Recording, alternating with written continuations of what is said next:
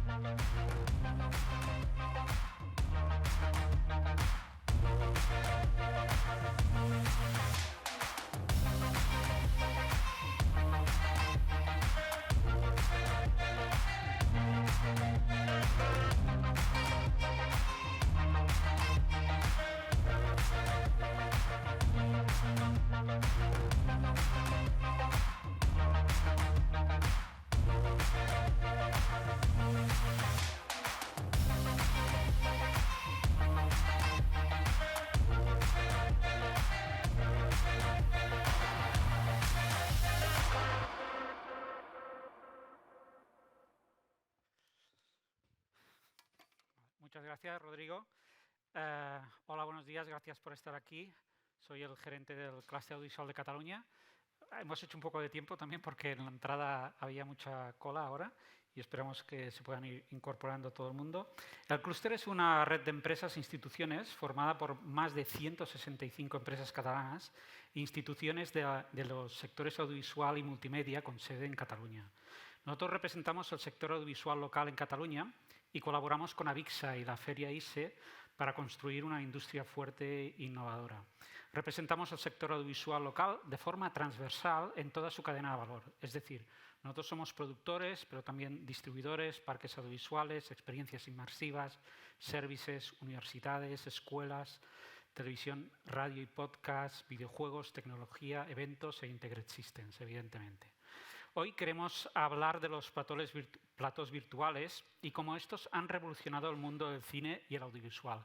Este año va a ser el año de los platós virtuales y de lo que más se va a hablar. Queremos saber qué oportunidades nos ofrecen técnicamente el plató virtual, cómo se trabajan los contenidos ahora y qué costes tiene y cómo cambian los roles de los equipos de producción. Y para eso tenemos con nosotros a nuestro moderador, Javier Salinas. Él es responsable de la Unidad de Innovación y Producción Audiovisual de la Universidad CEO San Pablo, y también dirige su propia productora. Javier Salinas investiga en su día todas las tecnologías y tendencias en la creación de contenidos audiovisuales, así como las tecnologías implicadas, cómo afectan los sistemas de producción y cuál es la forma más óptima de integrarlas en los programas formativos. Muchas gracias, Javier, y adelante. Buenos días. Gracias en primer lugar al clúster por haberme invitado. Para mí es un honor estar aquí hablando de este tema tan apasionante. Y realmente sí que es una revolución y que va muy rápido. Venía en el taxi precisamente hablando con dos personas de Indonesia que han venido, profesionales que han venido a la feria.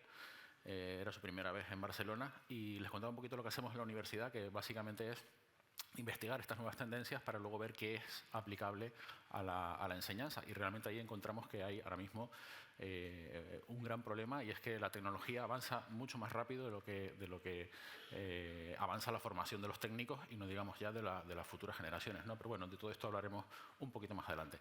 Mi presentación es simplemente para contextualizar un poco de qué estamos hablando, aunque seguramente muchos de ustedes ya lo sepan, pero quería hacer un poquito de retrospectiva sobre cuáles son las técnicas que nos han traído a donde estamos hoy en día, ¿verdad?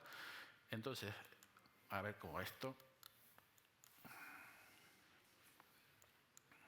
Ahora, empezamos contextualizando hace 25.000 años, que era cuando empezamos a pintar en las paredes de las cuevas, ¿verdad?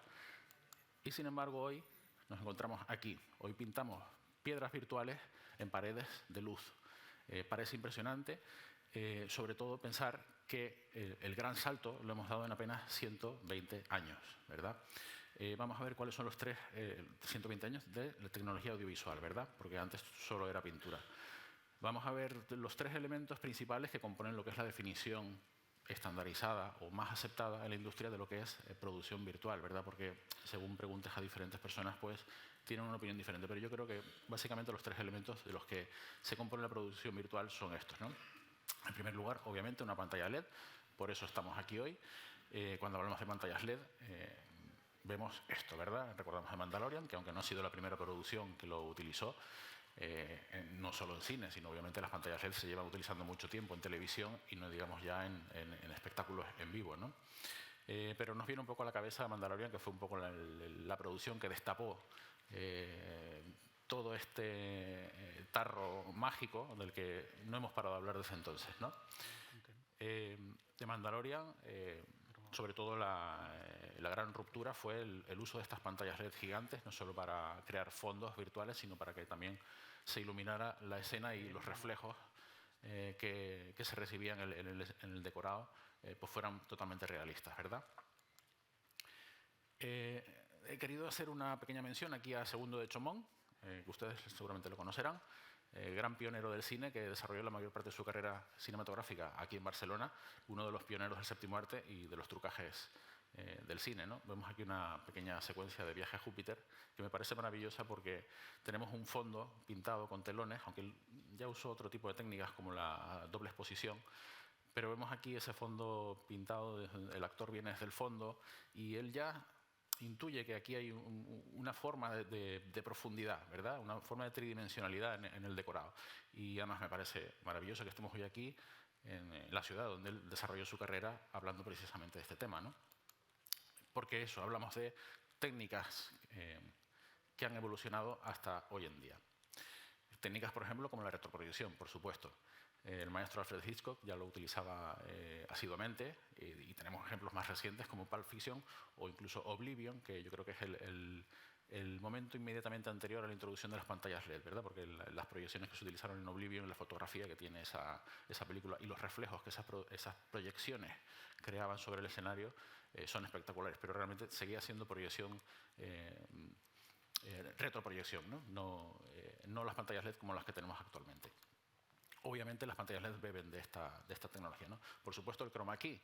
El chroma key es el momento automáticamente anterior. Luego hablaremos de qué manera el sistema de producción se ha un poco invertido gracias a la introducción de las pantallas LED, pero obviamente el chroma es la tecnología, la técnica que nos ha permitido hacer en todas las últimas grandes producciones, ¿no?, que conocemos. El segundo elemento del que se compone la producción virtual es el propio escenario virtual, ¿no? Lo que denominamos arte virtual, que son esos escenarios que no tienen por qué ser generados en 3 dimensiones, pueden ser fotografías, pueden ser plays de vídeo, pero de alguna manera podemos decir que es lo que se integra dentro de la pantalla, ¿verdad?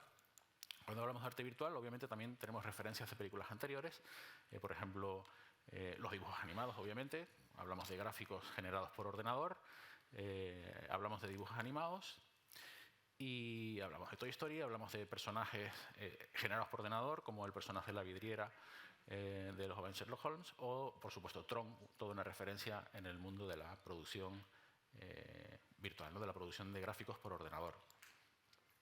El tercer elemento, que también es gran parte de la revolución que estamos viviendo en los últimos años, obviamente son los sistemas de tracking y de mapeado, ¿no? Cuando hablamos de tracking nos referimos obviamente al sistema que hace posible que una cámara del mundo real tenga su gemelo en el mundo virtual, ¿no? En este caso hacemos referencia a la famosa Dijkstra Flex que se inventó para Star Wars, ¿verdad? La primera cámara robotizada de la historia que repetía los movimientos y permitía al director añadir capas de información sobre la filmación original, ¿no? Y por supuesto Avatar, que se acaba de estrenar la segunda parte, pero en 2009 ya James Cameron utilizó este tipo de trajes de captura de movimiento para reproducir elementos del mundo real en el mundo virtual, ¿verdad? Porque no solo traqueamos cámaras, también traqueamos elementos del escenario que luego en postproducción se sustituyen por objetos virtuales, ¿no? El matte painting, por supuesto, lo he dejado para esta parte porque para mí el matte painting es esa forma de difuminar la línea entre el mundo real y el mundo virtual. En este caso tenemos pinturas maravillosas que, con el uso de la perspectiva, pues engañaban al espectador y este no sabía lo que era real y lo que era imaginario, ¿no? Obviamente es una técnica de los inicios del cine que ha llegado hasta nuestros días y ha evolucionado a lo que conocemos hoy en día, ¿no? Y el cuarto elemento, obviamente no es un tema técnico, pero no podemos olvidarnos de la gente, porque sin la gente, sin los técnicos, sin los artistas, esto no sería nada más que un montón de cables y de aparatos que no funcionarían. Y la gente al final es la que hace la magia y hace que todo esto funcione, ¿verdad? Esto es al final lo que conocemos por Virtual Production. Hay diferentes escalas, obviamente. Luego veremos qué tipos de platós también se pueden adaptar a producciones más pequeñas, más modestas, pero obviamente esto es lo que hoy conocemos como Virtual Production y esta es la verdadera revolución que estamos viviendo en nuestros días, ¿verdad? Muchas gracias. Paso a presentar ahora a nuestros invitados y al coloquio que espero que sea de su interés. Gracias.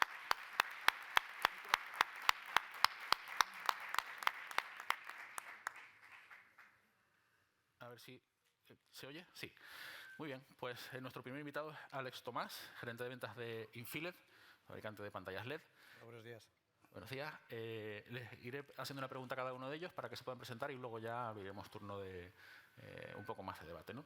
Entonces, obviamente, como hemos visto que el primer elemento era la pantalla LED, pues quería preguntarle a Alex qué ventajas y por qué ahora, qué ventajas tiene utilizar una pantalla LED con respecto a otros sistemas que conocíamos, ¿no? Hola, buenos días. Bueno, básicamente a mí me gustaría focalizar un poco la conversación.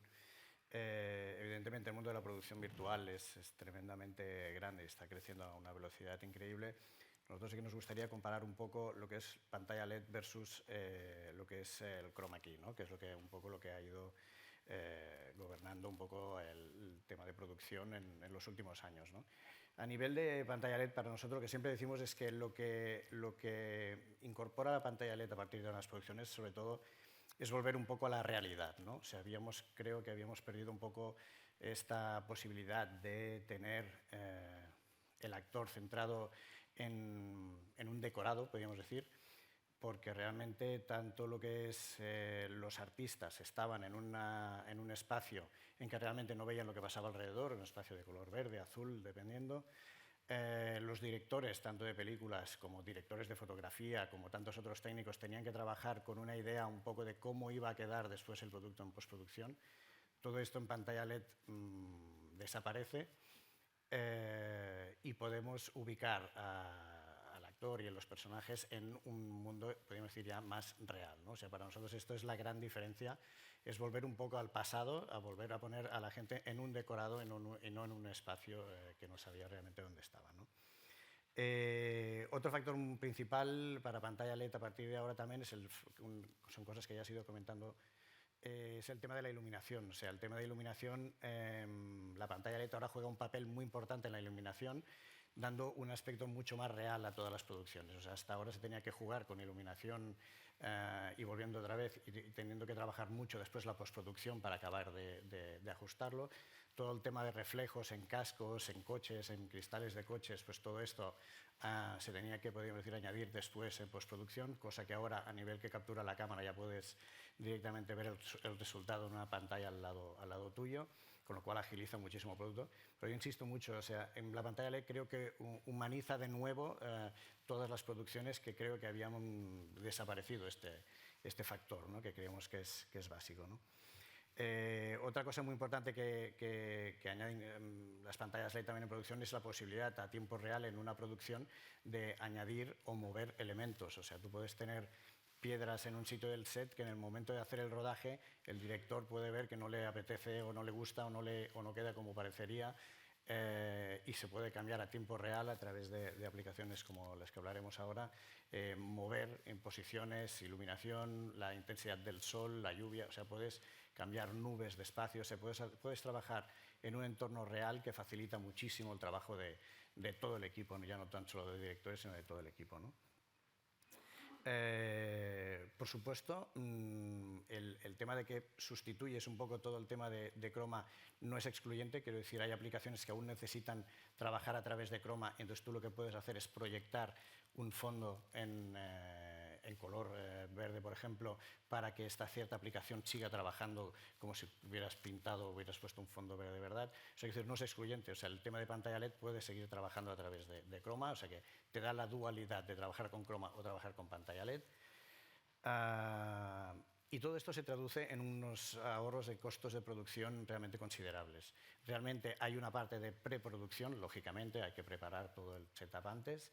Hay una parte también de postproducción, pero evidentemente los tiempos de postproducción disminuyen muchísimo y se gana muchísimo tiempo en los sets de rodaje, ¿no? Otro factor muy importante es que yo creo que hay muchas producciones que se necesitaban de mucho dinero precisamente por esto para poderse realizar y ahora con este tipo de tecnología LED, que después hablaremos un poco de que no toda pantalla LED sirve, sino que hay unas características específicas, pero puedes llegar a montar sets en espacios mucho más reducidos, ¿no? Esto creo que serían los puntos principales. Interesantísimo. Las claves principales, sobre todo yo me quedo con el tema de que podemos hacer efectos en vivo y que no es excluyente. Es decir, el croma sí es excluyente. Ahora, sin embargo, damos un paso adelante, pero no prescindimos de la tecnología anterior, ¿no? Esto es interesantísimo y sí que vamos a volver luego sobre estos puntos.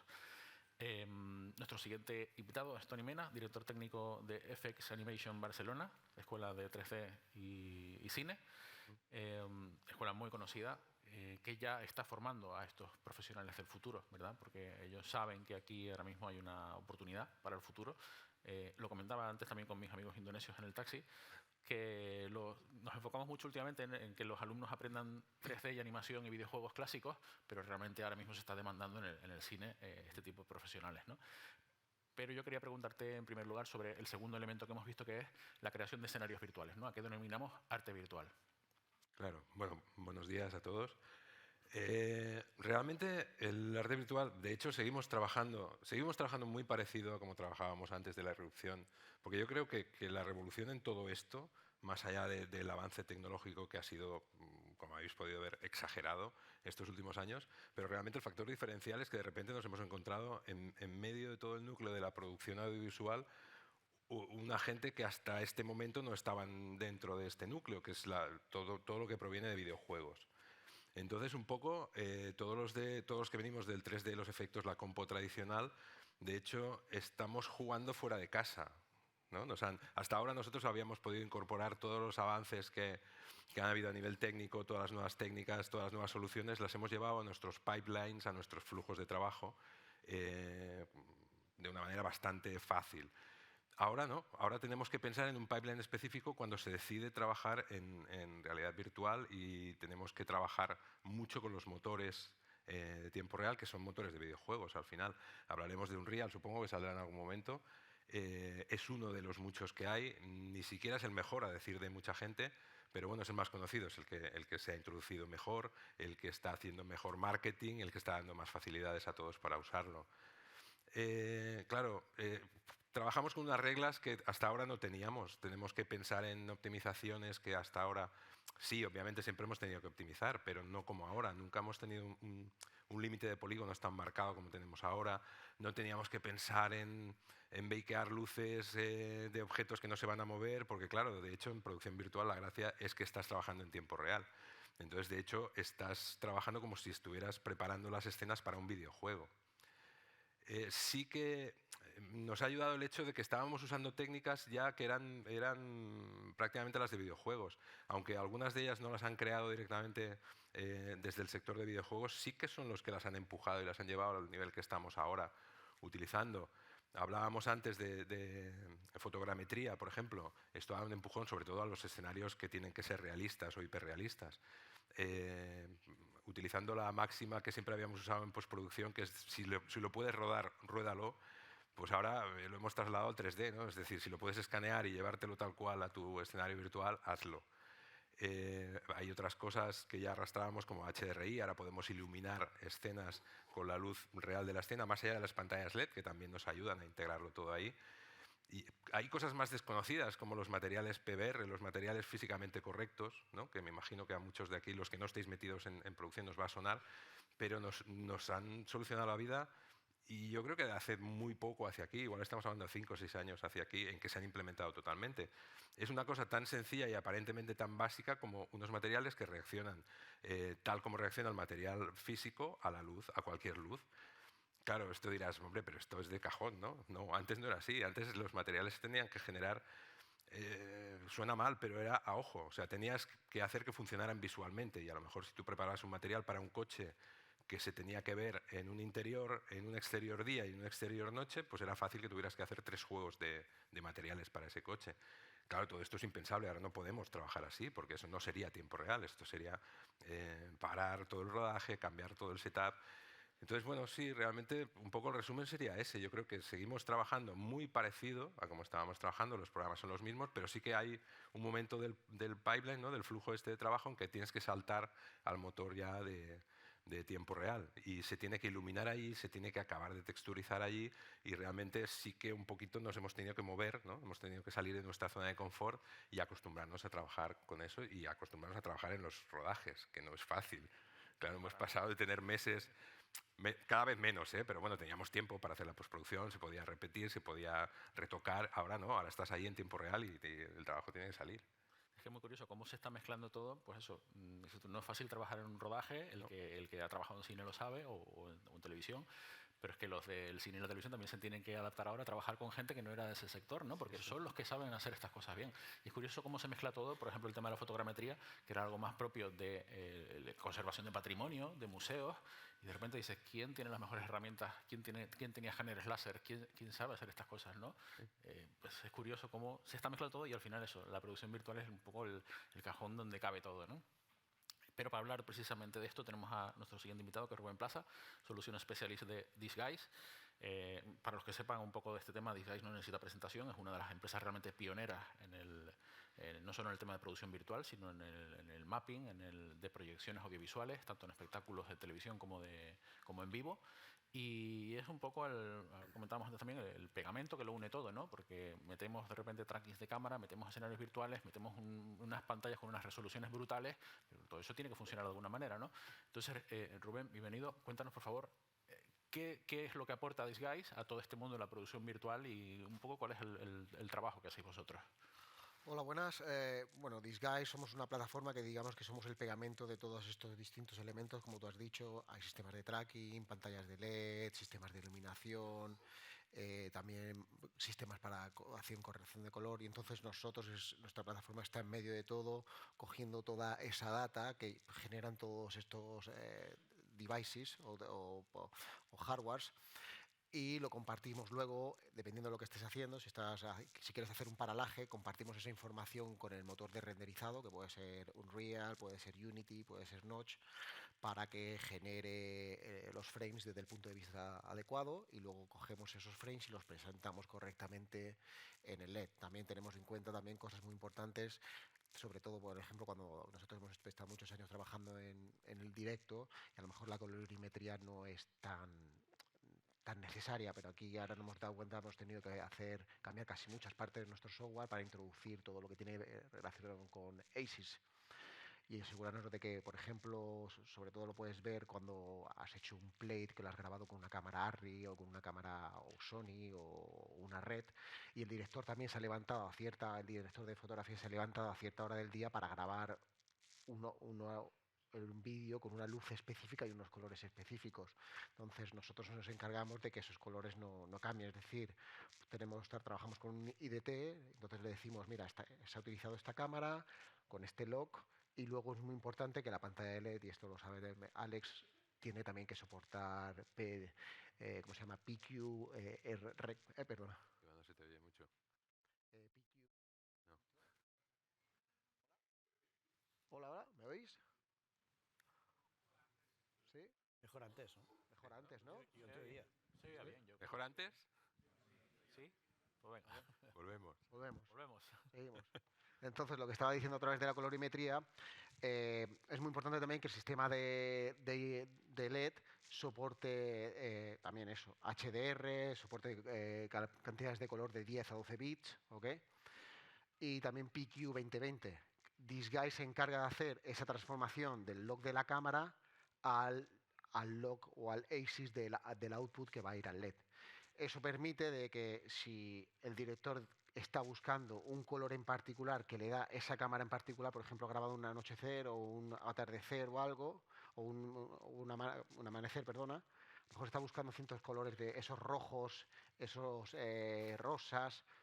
Si tú coges esas decisiones creativas y no tienes un sistema de reproducción que sea capaz de mantener esos colores de forma correcta, estás rompiendo todo el trabajo que ha hecho el director de fotografía. Entonces es muy importante que el sistema de reproducción soporte el ASIS Workflow y el sistema de LED también lo soporte. En el momento que pongas algo que no lo soporte, estás rompiendo el trabajo del director de fotografía o el director. Y no me lo toméis a mal, un operador de un media server o el que monta la LED no tiene por qué tomar ese tipo de decisiones. ¿Okay? Fijaros la cantidad de perfiles distintos que ya en 5 minutos hemos hablado, de la cantidad de cosas diferentes que se tienen que integrar para que esto funcione bien, ¿no? Al final, el objetivo final es todo se reúne en un mismo sitio, que es el plató, ¿verdad? El plató de producción virtual. Hemos visto ahí algunas imágenes espectaculares de los platos de ILM.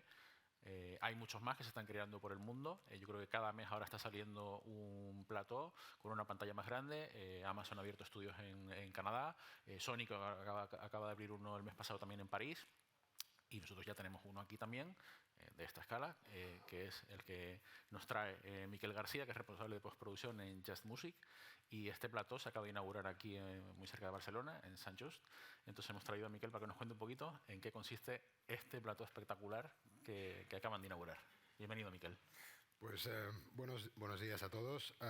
Nosotros estamos muy ilusionados porque hemos abierto aquí en Barcelona, en uno de nuestros estudios, hemos montado un plató virtual. Es un plató que que tiene una pantalla de 20 metros por 5 metros y que lo estáis leyendo también, tiene una pantalla en el techo para poder iluminar, de 32 tótems laterales de 6 metros cuadrados. Está equipado con Disguise y, aparte de ello, porque quizás también acompañando un poco lo que antes Javier ha comentado, que en el centro de todo esto está la gente, también hemos construido un equipo, hemos abierto un nuevo equipo de trabajo que está especializado en crear contenidos virtuales con Unreal Engine, en este caso, que es donde estamos trabajando. Como comentaba también Tony, es gente que viene del entorno de los videojuegos y que también les hemos tenido que enseñar parte de las necesidades que tenemos en la parte audiovisual, que está acompañada por los técnicos de nuestra empresa. Y también, por otra parte, tenemos un equipo de artistas 3D que cubren desde el concept art hasta el modelaje, iluminación, texturizado, composición. Y todo esto lo hemos arrancado también porque en nuestras producciones van apareciendo necesidades que vamos cubriendo a medida que vamos trabajando. Nosotros somos responsables de la producción de formatos como Tu cara me suena, Operación Triunfo, que siempre intentamos, siempre nuestro propósito es innovar, aplicar tecnología para dar un servicio a la creatividad. Y ahora también estamos en una parte que sería una ficción para el Club Super 3, que hemos empezado a introducir elementos de animación. En este caso no queríamos trabajar de una forma tradicional y empezamos a trabajar con los motores gráficos de tiempo real, que nos ha acelerado todos los procesos de producción. Y todo esto también se ha traducido de que vimos que había una necesidad aquí en Barcelona de que hubiese un centro de producción. Nosotros teníamos esta posibilidad porque disponemos de un plató propio de unos 1.800 metros cuadrados, que tenemos diferentes sets montados y hemos reservado un espacio de 400 metros cuadrados para la producción virtual, que puede ir acompañada también con escenografía real, que creemos que también es importante. Es decir, tener en un plató únicamente una pantalla pues te limita también una parte de producción, pero si también en ese espacio puedes tener una escenografía real, al final lo que los productores, las productoras buscamos es concentrar recursos y tener un espacio para poder producir todo. Y esto es lo que tenemos y un poco lo tenemos al servicio de nuestras producciones, pero también al servicio de la industria, a todos los directores de fotografía, a todos los creativos, a todas las productoras que quieran venir a rodar con nosotros. Impresionante, la verdad. Ya me has dado el pie para hacer la siguiente pregunta, que era ya intentando enfocarnos un poquito más en el tema técnico, ¿no? Porque seguramente hay muchas dudas, me consta de hecho que hay muchas dudas sobre toda esta tecnología, que desde fuera parece muy bonita, pero obviamente cuando ya nos metemos en harina, empiezan a salir problemas y dudas, ¿no? Entonces, quería preguntarnos ya así un poquito en general, ¿cuál es la configuración y los requisitos técnicos para montar un plató de Virtual Production? Y aquí podemos hablar de sistemas de tracking, qué tipos de pantallas son factibles para la producción virtual y cuáles no, cámaras, es decir, lo que queráis aportar. Nosotros a nivel de pantalla LED, como comentábamos al principio, no todo sirve, o sea, nos estamos encontrando con que hay muchas dudas al respecto, nos está viniendo mucha gente. Nosotros tenemos un showroom aquí en Barcelona con un estudio virtual montado allí para que la gente pueda experimentar y probar y ver cómo funciona el sistema. Y nos encontramos con muchas dudas, ¿no? Realmente nosotros lo que estamos intentando es evangelizar un poco a nivel de la tecnología, a nivel de pantalla LED, de lo que se necesita, ¿no? Nosotros estamos recomendando, o lo que se ha convertido un poco en un estándar, es una pantalla con un pitch de un 2.6 aproximadamente de pitch, es lo que nosotros estamos trabajando, y bueno, realmente la mayoría de la industria es en lo que se ha centrado. ¿Por qué? Porque se han hecho varios estudios a nivel del tipo de escenas que se graban, la distancia que está la cámara, el actor y la pantalla, como comentábamos antes también internamente, pues el tipo de luz que genera, el tipo de brillo que genera una pantalla de 2.6 o 2.3, este tipo de pitch, es el óptimo para este tipo de producciones. Pitches inferiores pues ya pueden tener un tipo de merma que puede ser, bueno, un poquitín más complicado en este aspecto.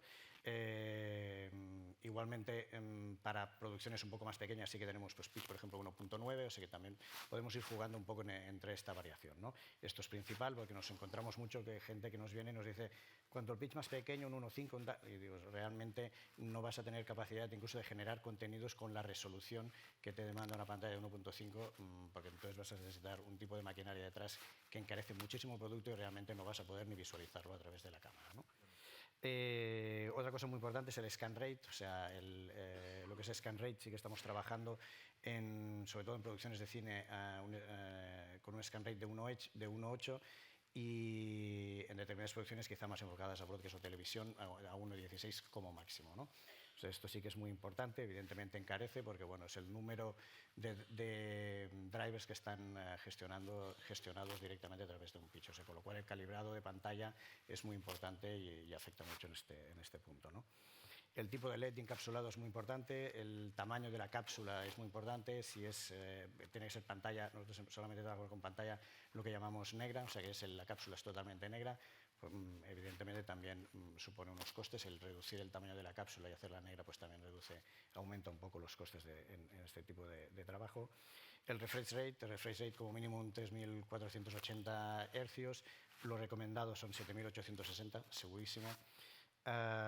Evidentemente con soporte HDR, 16 y 16 bits, como estamos comentando también antes. Y bueno, a nivel de pantalla LED tenemos posibilidad de tener lo que es suelo, lo que es el background, el fondo, o en determinadas producciones también se nos pide lo que es el techo. Esto sí que dependiendo un poco de producción, si es cine, televisión o producciones de publicidad, esto dependiendo un poco cada uno del setup que necesite, ¿no? Básicamente sería esto. Después ya entraríamos en temas de cámaras y tal, que es más aconsejable que sean global shutter que no rotating shutter. Hay toda una serie de equipos detrás que también tienen que ser compatibles y optimizados para trabajar con nuestros sistemas. A nivel de consumo, ¿qué potencia puede consumir un plato de estos? Porque a lo mejor la gente piensa que consume poco, pero a esta escala... Bueno, nosotros claro, lo tenemos calculado por metro cuadrado, se mueve entre 160 a 180 vatios metro cuadrado de pantalla, ¿no? Por ejemplo. Claro, dependiendo un poco intensidades, el tipo de trabajo, es un average bastante específico dependiendo de la instalación, ¿no? Estupendo. Tony, a nivel de motores de render, por ejemplo, que hablabas que hay otros diferentes a Unreal. El que más extendido está a día de hoy es Unreal, el que ha desarrollado más enfocado a producción virtual. De hecho, ya lo habéis oído, es un poco el que estamos utilizando todos. De hecho, no estaban pensados para esto. Es que muchas veces en la industria ha pasado esto, ¿no? Que alguna técnica, algún software, algo estaba pensado para otra cosa y se ha acabado utilizando como menos se esperaban los ingenieros que lo desarrollaron.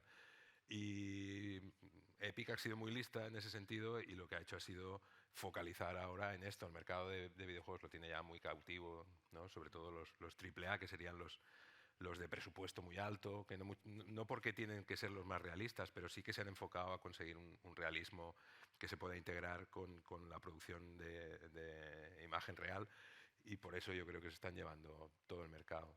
Rubén, sistemas de tracking también, que hay muchas dudas, la gente dice si los ópticos y cuáles son mejores.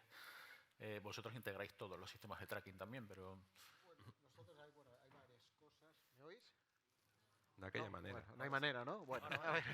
Ahora sí, ahora sí. Bueno, a mí da igual, yo puedo gritar, pero me gustaría aquí puntualizar también los sets de Virtual Production, depende de lo que quieras hacer, me gustaría puntualizar, es decir, para hacer workflows de 1D o 2D, ahí siempre te van a necesitar el sistema de LED, la cámara, que tiene que ser, como ha dicho Alex, normalmente es mejor si puede ser global, pero si no la tienes rolling, y el sistema de playback. Para hacer a lo mejor un plate o 1D, a lo mejor el sistema de playback no tiene que ser súper potente, pero cuando ya estamos hablando con plates, sobre todo para coches o plates que se han grabado con cámaras de 4K, o haces un stitching y a lo mejor tienes un plate que es un 8K, un 12K, 16K, entonces ahí necesitas un hardware bastante potente. Entonces estos digamos que son los tres elementos básicos a nivel muy básico de Virtual Production. Luego hay una capa más encima de esto, que serían los workflows de 2.5 o de 3D con motores de render. Ahí sí hay un paralaje. Entonces ya con el paralaje, ahí es donde tienes el sistema de tracking. Aquí esto es muy importante también con los sistemas de tracking, es importante utilizar un sistema de tracking profesional. Es decir, una solución que esté basada para jugar videojuegos en casa, eso está bien para a lo mejor una escuela o para la gente aprender. Pero luego cuando lo metes a lo mejor en un estudio de verdad, que hay muchas cosas con radio, en lo que es equipos de sonido, otros sistemas que están funcionando wireless, te puede crear interferencias en el sistema y pierdes mucha data del tracking. Y entonces el tracking se convierte en impreciso.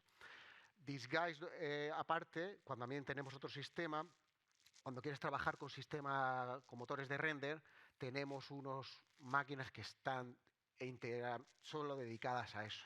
Tenemos una red que también un protocolo que hemos desarrollado nuestro, que está basado en Senti 2110, y lo que hace es el BX, que es a lo mejor la máquina que lo integra todo, comparte esa data a través de la red de 25G con el motor de render, y el motor de render coge esa data, genera los frames, los manda de vuelta por la red y Disguise los presenta en la pantalla de LED. Entonces, depende de lo que quieras hacer, vas a tener que tener un hardware u otro. Luego, muy importante, esto muchas veces la gente se olvida de ello, Genlock. Es decir, a día de hoy Genlock no es el mejor sistema de sincronización, pero es el más estándar y el que tenemos ahora y con el que trabajamos ahora. Entonces, con el Genlock puedes asegurarte de que cada vez que hay un frame presentado en la pantalla, la cámara lo está captando. Cuando no tienes esa sincronización es cuando empiezas a ver o esas líneas o artefactos en la cámara.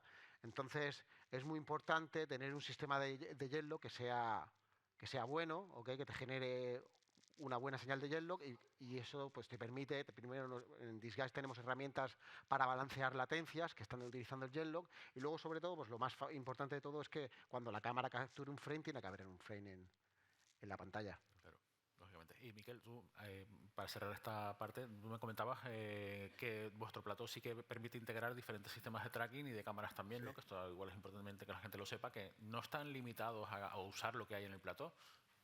Es que sí, yo creo que, bueno, aparte de que no he explicado muy bien técnicamente todas las necesidades, igual que pasa en la producción audiovisual tradicional, de, bueno, la que no es virtual, que para cada producción escoges una cámara que se adecua más a la imagen que quieres dar a este producto, o una tecnología de tracking, en este caso, que, como comentaba Rubén, a lo mejor es válida para hacer una cosa pequeña, pero no sirve para hacer una secuencia de cine o de ficción.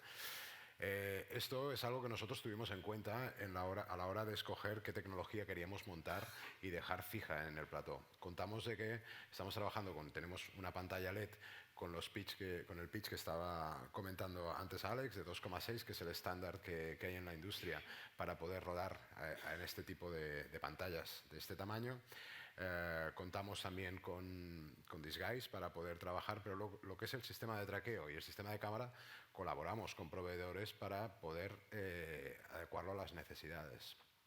Porque creemos que, igual que nos pasa en la producción tradicional, no podemos tampoco definirle a un director de fotografía, ven a trabajar, pero aquí tenemos la cámara esta, ¿no? Porque él querrá trabajar con su cámara. Es que desde luego una de las ventajas, que ya lo hemos comentado a veces, es la versatilidad que tiene este sistema, ¿no? Que te permite adaptarte a todo tipo de motores, de cámaras, de producciones también, porque igual yo me he enfocado un poquito más en cine, pero obviamente la televisión tiene unas particularidades, se pueden rodar videoclips, se puede rodar publicidad, es decir, es muy versátil, muy adaptable a cualquier tipo de producción, ¿no? Incluso producciones grandes y producciones pequeñas, que también lo comentaremos a continuación. Voy a avanzar un poquillo porque el tiempo corre. Y me gustaría que comentáramos el tema de los profesionales que hablábamos antes, ¿no?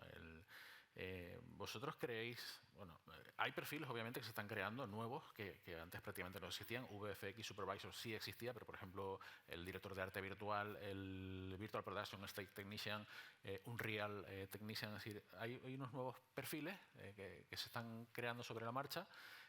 Y no hay obviamente sitios donde formarles. Bueno, poco a poco ya empezamos a tener sitios donde sí se les forma a estos profesionales, pero ¿vosotros creéis realmente que el mercado está siendo lastrado por la falta de profesionales cualificados? Si queréis empezamos ahora al revés, Miquel, ya que estamos contigo. Pues yo diría que la parte de centros de formación, que nosotros estamos colaborando con universidades desde el año pasado, que también hemos arrancado con un equipo muy preparado y con gente muy joven y que tiene mucho talento, y nos ha sorprendido muy positivamente cómo se han adecuado a esta tecnología.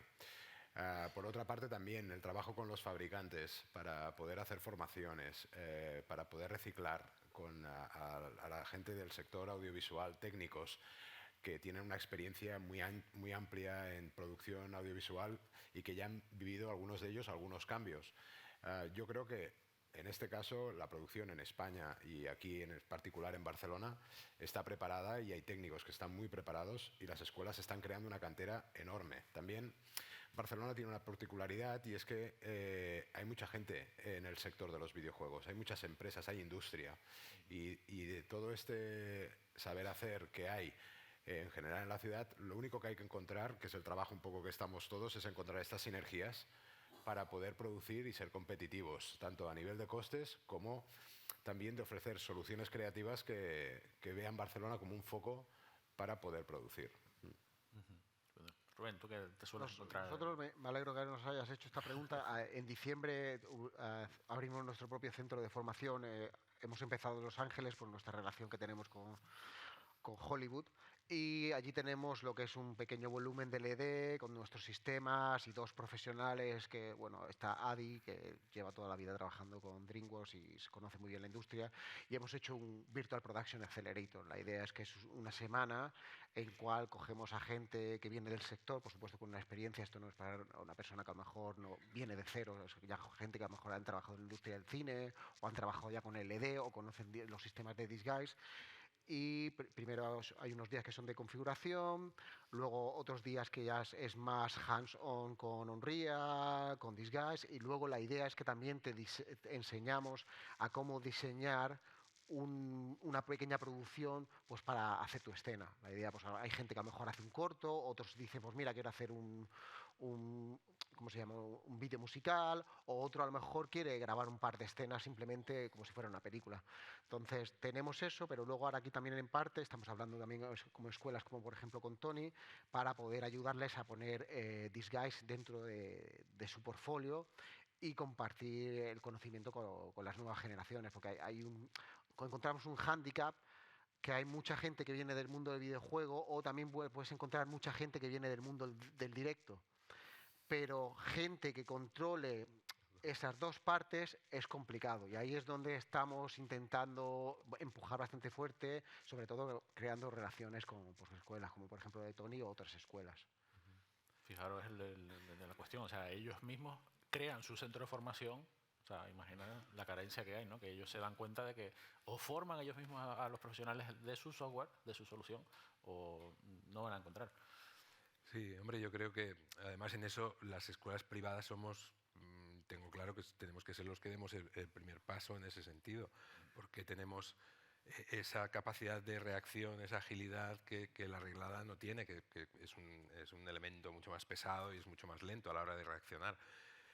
Lo que sí me gustaría añadir es que, claro, lo que nos hemos encontrado como escuela es que hay que hacer una pedagogía en todo eso. O sea, yo creo que todos los que estamos aquí, y estamos aquí porque nos interesa el tema, tenemos muy claro que hay mucho trabajo ahí, hay unos perfiles que hacen falta, que se están creando, que estamos hablando entre nosotros para ver realmente cuáles son las necesidades. Pero fuera de aquí, no creáis que es tan fácil explicar esto a la gente. O sea, los alumnos que vienen a estudiar videojuegos quieren hacer videojuegos. Y la gente que viene a estudiar cine aún no tiene claro cómo va a encajar toda esta nueva tecnología en su trabajo como cineasta. Entonces, sí que tiene que haber esta visibilidad. Tenemos que hacer que la gente se dé cuenta de que realmente hay un mercado laboral enorme en esto. Que estamos solo al principio, porque de hecho ahora es cuando todos estos sistemas están maduros y ya se pueden utilizar sin ningún problema y sin ningún riesgo. Y yo creo que esto es un poco lo que falta, aunque parezca mentira. Totalmente. Y Alex, me imagino que te pasará lo mismo con técnicos de pantalla LED. Es decir, bueno, ¿dónde se forma un técnico de pantalla LED? Claro, a nosotros nos pasa mucho lo que comentaba. O sea, recibimos a diario estudios que quieren actualizar sus sistemas a pantalla LED, quieren entrar en el mundo de esta producción, y vemos claramente que hay mucho desconocimiento, ¿no? O sea, hay muchísimo desconocimiento, la gente no tiene claro de las especificaciones que necesitan, han oído cosas, hay mucha literatura por ahí que no es muy exacta.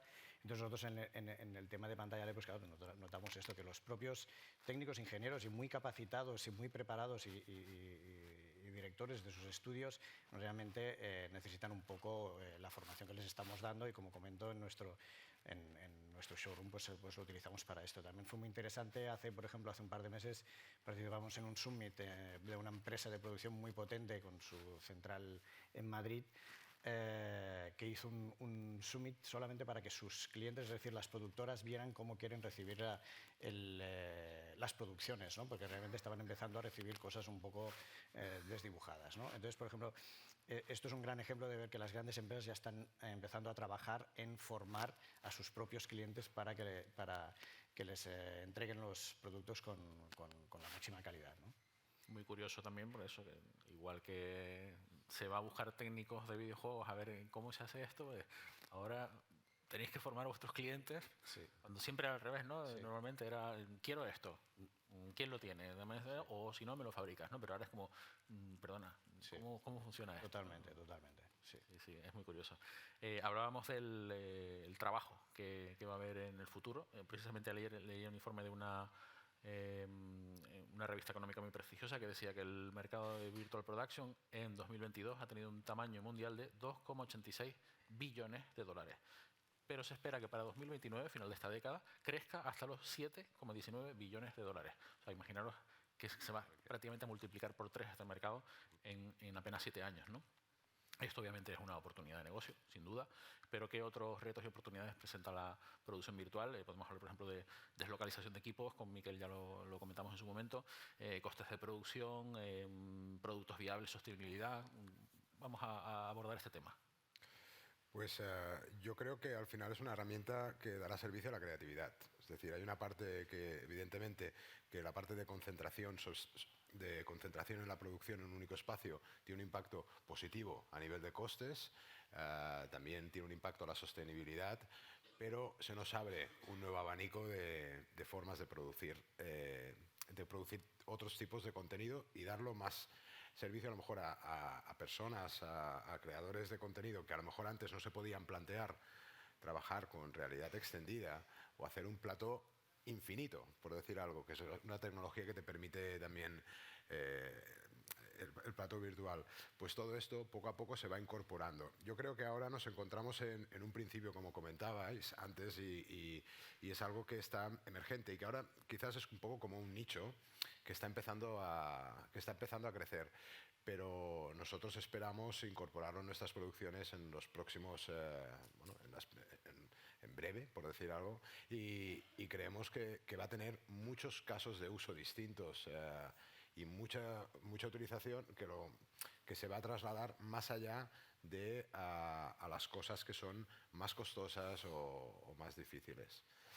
Pero para ello también lo que tenéis, yo creo que el último foco que has hecho antes, que son las personas, tenemos que tener profesionales que estén formados y tenemos que tener toda la cadena de valor. Es decir, no únicamente el hecho de tener un plató y tener la tecnología no sirve como una parte única, sino que es importante tener profesionales desde el Visual Arts, gente que opere máquinas que gestionan toda la parte de made painting, iluminadores que sepan integrar el mundo virtual con el mundo real, gente de arte, porque también esto es algo que tampoco no hemos comentado, pero es un trabajo muy importante también en Virtual Production, es que la gente de arte es muy necesaria para poder integrar y engañar al ojo de no saber dónde está la parte real y la parte virtual.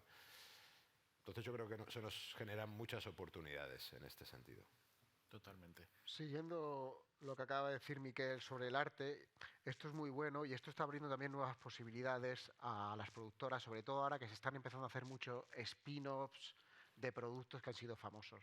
¿Qué es lo que pasa? A lo mejor has hecho una serie hace unos cuantos años que no existía nada de esta producción o de estas técnicas y ya los decorados no existen, pero a lo mejor has hecho un spin-off de un personaje o de alguna parte de la serie o has hecho una parte de la serie nueva que está basada en el producto original. Ahora lo que puedes hacer es, si los chicos de arte cuando construyeron, que también es muy normal, casi todos los chicos de arte o las empresas de escenografía utilizan programas de CAD. Ahora tú puedes coger ese CAD de ese decorado que ya no existe porque se desmontó hace años, lo puedes meter en el mundo real y volverlo a utilizar. Y entonces ya te permite hacer flashbacks, por ejemplo.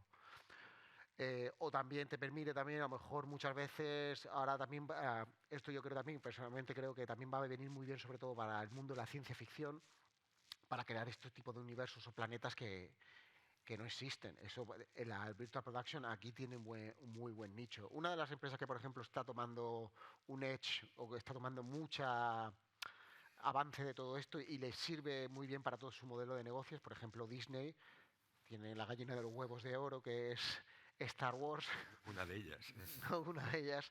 Y tienen todo lo original, todo lo que tenían de las primeras películas, la verdad que también George Lucas es muy bueno en eso, todo eso estaba bien documentado y hay planos, hay de todo, y ahora muy fácilmente tienes el Mandalorian, que está basado en una época en concreto de esto, ahora tienes Andor, Obi-Wan Kenobi, y todo es utilizando los mismos assets que ya generaste hace años y trayéndolos simplemente al mundo virtual.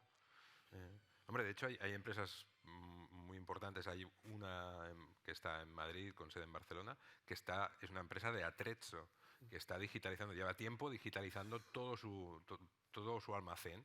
O sea, que ahora no solo podrás alquilar físicamente cualquier tipo de Atrezzo, sino que tendrás su versión digital.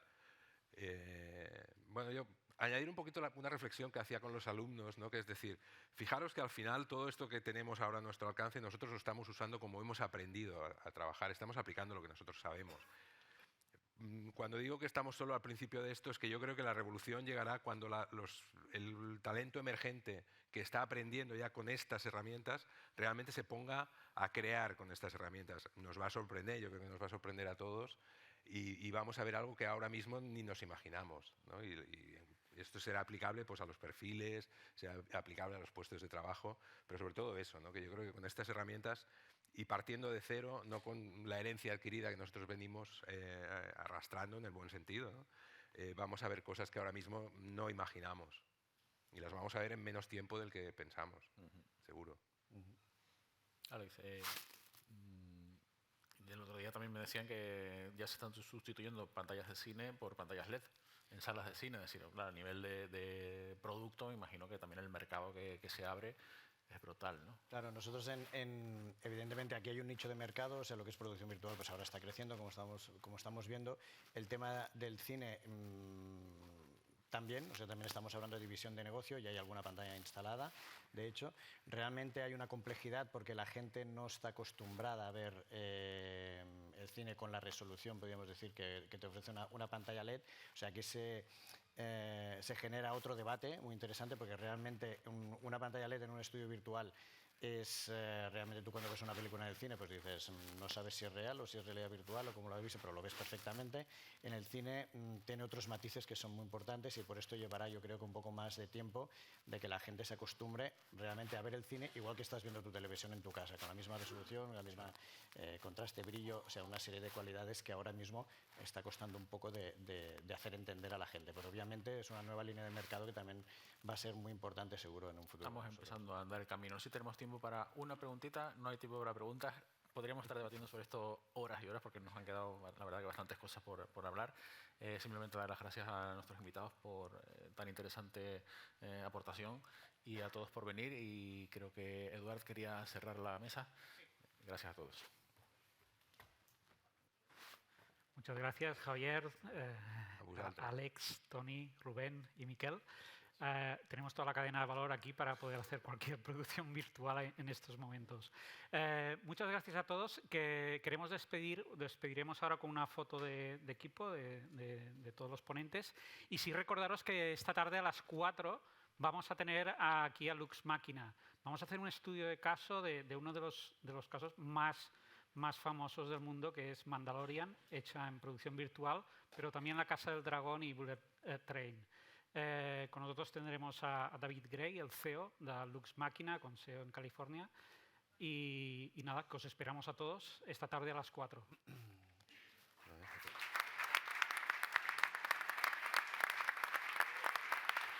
Nos ponemos aquí a hacer una foto. Aló, hola.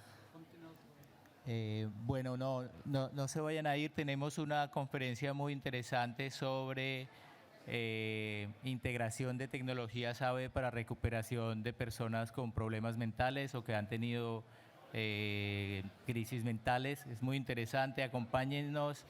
Después tenemos una conferencia sobre integración de IBM más AT y vamos a tener conferencias también miércoles, jueves y viernes. De hecho, tenemos la de hoy del Mandalorian, está muy interesante para que vengan. También la escuchen en inglés y tenemos otra del clúster el viernes para que nos acompañen. Entonces, gracias por estar aquí. Importante, si AVE me pone lo del código QR, por favor, que escaneen el código QR y nos den su opinión sobre las conferencias, cómo les pareció, qué debemos mejorar, qué temas les interesaría que tengamos para el próximo año. Muchas gracias.